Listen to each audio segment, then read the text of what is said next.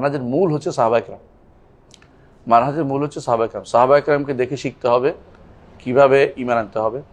সাহাবায়ে কেরামকে দেখতে হবে কিভাবে রাসূল রিসালাতের উপর নিজেকে রিসালাতের দাবিতে প্রতিষ্ঠিত থাকতে হবে।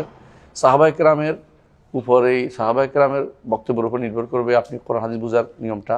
সাহাবায়ে কেরামের বক্তব্য নির্ভর করবে কিভাবে আইম্মাদের তাআত করতে হয়। সাহাবাকে উপর নির্ভর করবে আহলে কিবলা তাকফির করবে কি করবে না, প্রত্যেকটা জিনিস আপনার সামনে থাকবে সাহাবায়ে কেরাম। এটাকে অনেক সময় আমাদের দেশীয় ভাষায় মেরিয়ার হক বলে। মেরিয়ার হক অনেক সময় অনেকে মেরিয়ার হক নিয়ে বাড়াবাড়ি করে। নিঃসন্দেহে মেরিয়ার হক হচ্ছে রাসূলুল্লাহ সাল্লাল্লাহু আলাইহি ওয়াসাল্লাম, মুহাম্মদ রাসূলুল্লাহ সাল্লাল্লাহু আলাইহি ওয়াসাল্লাম। কিন্তু তাকে মানার ব্যাপারে হক চিনবেন কি করে? কারণ এক একজন এক একটা রাসূলের এক একটা বক্তব্যকে ভিন্নভাবে উপস্থাপন করতে পারে।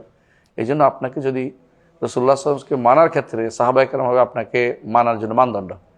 যে যেভাবে রাসূলুল্লাহ সাল্লাল্লাহু আলাইহি ওয়াসাল্লামকে সাহাবায়ে কেরাম মানছে, যেভাবে কোরআনকে বুঝছে, যেভাবে হাদিসকে বুঝছে, যেভাবে তারা বিভিন্ন মানহাজি বিষয়ে আলোচনা করেছে, সেগুলির মধ্যে আমাদের মানহাজ হবে রাসূলুল্লাহ সাল্লাল্লাহু আলাইহি ওয়াসাল্লামের সাহাবীদের।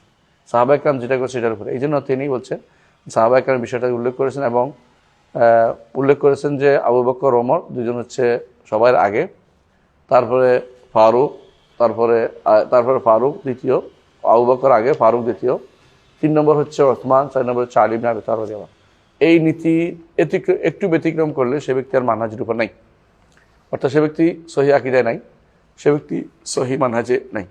অনেকে এটাই বলতে পারে সহি মানহাজের এখানে দরকার কি, কারণ এরা বিরোধিতা করলে হয় খারেজি হবে না শিয়া হবে, তাই তো? এরপরে অথবা ভিন্ন ভিন্ন মতে বিভক্ত হয়ে যাবে। তো এটা আমাদের খুব দরকার। অনেকে মনে করে এটা হলে কি হয়েছে, না হলে অনেক কিছুই, না হলে কি হয়েছে, না হলে কিছু বলতে পারে, কিন্তু এটা হলেই শেষ।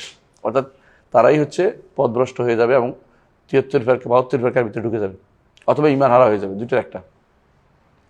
এরপরে